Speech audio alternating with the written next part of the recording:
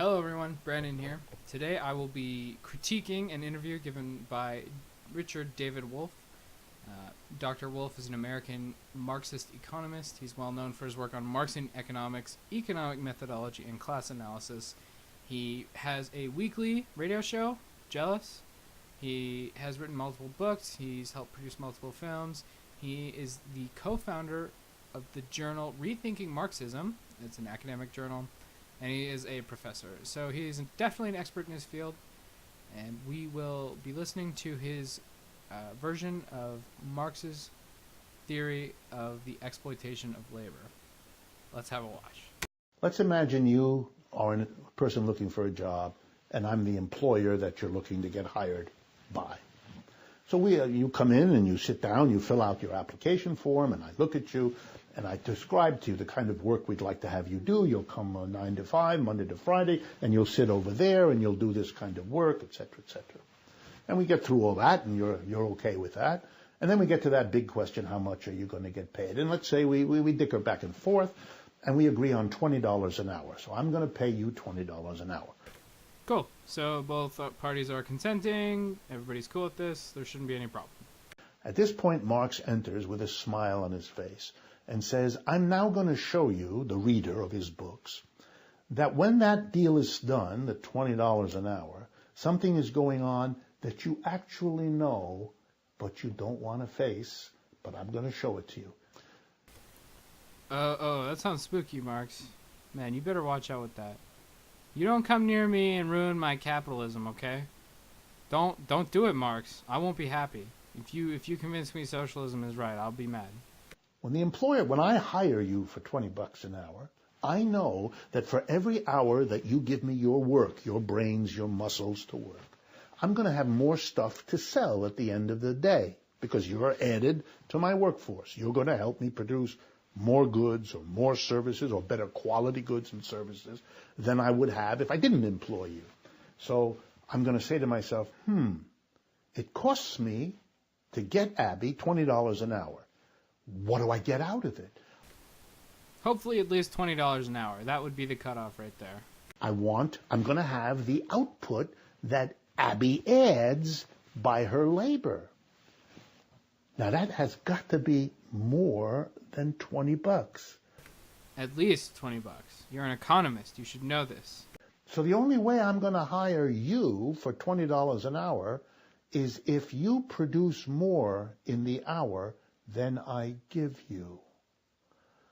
So when you feel in a vague way at the end of the day as you walk home that you're being ripped off, you're absolutely right. It's just such a basic example. It's like, did you know that when you go into a consented business partnership where you're going to provide labor and they're going to provide capital, that you don't get every single fucking cent that you produce? Did you know that? Well, yeah, obviously. Well, you wouldn't be employed if that weren't the case. If you didn't provide enough value, they wouldn't employ you. And yeah, they want to make money. So usually it's going to have to be more. It doesn't have to be, but usually it does. So yeah, that's correct. It's just an appeal to emotion. It's not an appeal to any sort of logic or reason. And that's why this is just such a shitty argument. Or in Marx's language, exploited. And he's got a nice little word, to exploit it. It's a negative word, you know. You don't exploit someone you like. You exploit someone you don't like. So clearly the person who employs you, who you know, and whose wife you've met, and you know whose kids you've met, and you've had a barbecue with them, they're exploiting you. Yeah, they're maliciously taking from you things that they do not deserve. Did you know? So what does the capitalist say?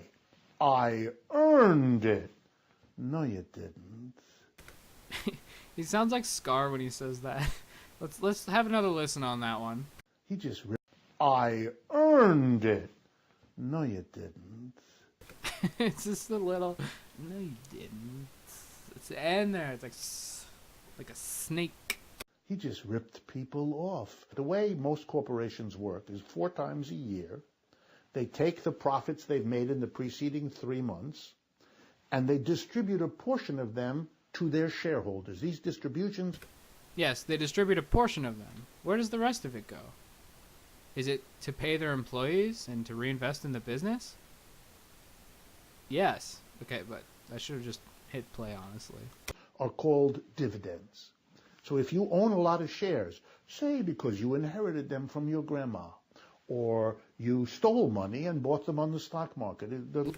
You stole money.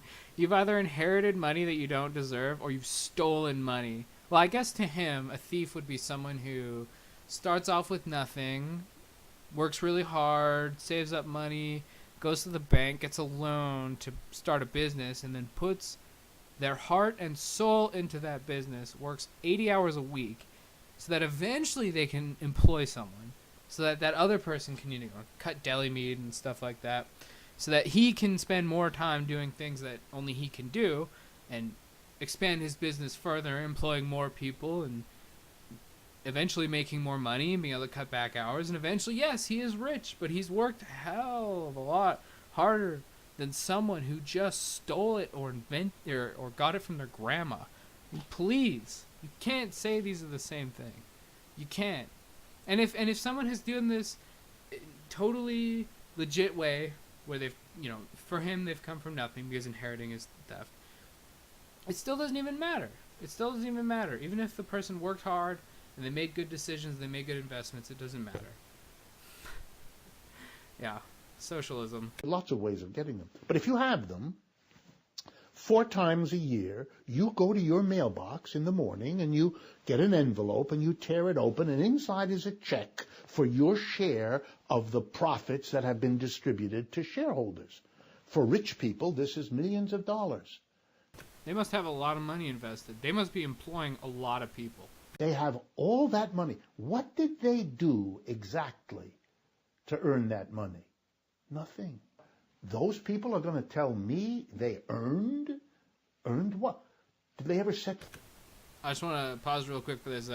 Yes, they did earn it. You see, when you have money sitting in an investment, you can't use it on other things. It's called opportunity cost. And there's even more than that. See, you couldn't use it to, you know, build a pool in your backyard or something that you just spend it on yourself. You also couldn't just invest it somewhere else in the hopefully competitive market for investing. So, you know, all these companies are trying to make themselves as profitable as possible so that their stock prices will go up, because stock prices are basically chosen by how much people want the stock. Apple stock is so expensive because people want it, because they know it's safe. They know it's going to consistently go up. They know that Apple's going to keep selling all their phones, even though they're all the same. I have nothing against iPhones. I just don't know why everyone thinks they look great, one, and I don't know why people don't care. They're just the same phone. They just look the same. Anyway, so yeah, they need to do as good a job to attract as many investors as possible, and investors want to put their capital where it's going to make them the most money. So that will keep these businesses honest in some way. Again, this would be in a free market, which we haven't seen for some time. People are going to tell to earn that money. Nothing. Those people are going to tell me they earned what? Did they ever set foot in the factory? No. Do they have any idea what this company does? No. They don't care. Who cares? They don't need to know. They are simply sitting there collecting. Well, let's now do a little logic. If there are people like shareholders who get a lot of goods and services they didn't help produce, then there must be elsewhere in that system people who produce what they do not get. So that means the labor theory of value. This is what all of Marxism and socialism is built on. The labor theory of value is about as appetizing as horse shit. Okay? Let's just be frank. It doesn't work. It's wrong. How do you explain the first edition of X-Men being worth so fucking much money if the only thing that denotes value is the labor that was inputted? You know who did that? Probably some fucking rando who just presses a button or pulls a lever that puts the ink on the page. I don't know how comic books are printed. It's not someone who's worth, you know, as much money as that comic book is worth. That also wouldn't explain why it goes up over time, but unless labor matures like wine. But then what decides? I mean, other comic books that are that old aren't worth that much. The first edition is worth more than the second edition, even though it's only like maybe a couple months older. Why is it worth so much more if labor just slowly appreciates? That doesn't make any sense at all, right? Usually labor would slowly depreciate. You know, you build a house and the value continues to go down no matter what people say, unless you're adding on to it and, you know, fixing it up and whatever. So yeah, anyway, basically, I think this interview, the people who are going to be convinced by these arguments are not ones who care about logic. Right? This is just someone who's upset about their life and they don't like where it is, and they want to blame someone, and some socialist professor walks up to them, or some Marxist economist, and says, look, it's not your fault, it's someone else's fault. I can show you who it is, and I can give you this terrible bullshit reason as to why it's their fault. And, you know, if you believe me, then I can show you exactly what we need to do. And, of course, what we need to do is revolution. We need to take up arms against these people who you've never met. It's insane. It's crazy. And even if your method of achieving socialism isn't through violent revolution, so it's through the government, which takes a long time, which means you're going to have to go into this hierarchical, authoritarian regime before you get to the socialism. This is like the USSR. I agree, the USSR is not actually socialist. The people don't own the means of production. The people own nothing. The government owns everything. And since the people own nothing, they don't give a fuck about anything. Anyway, that's enough for this video. I hope you enjoyed it, and please subscribe if you want more. If we allow that we are saying, some people, your job is to produce a lot more than you get so that these people can get a lot more than they produce. For Marx, he stands up and says, I rest my case. This system sucks.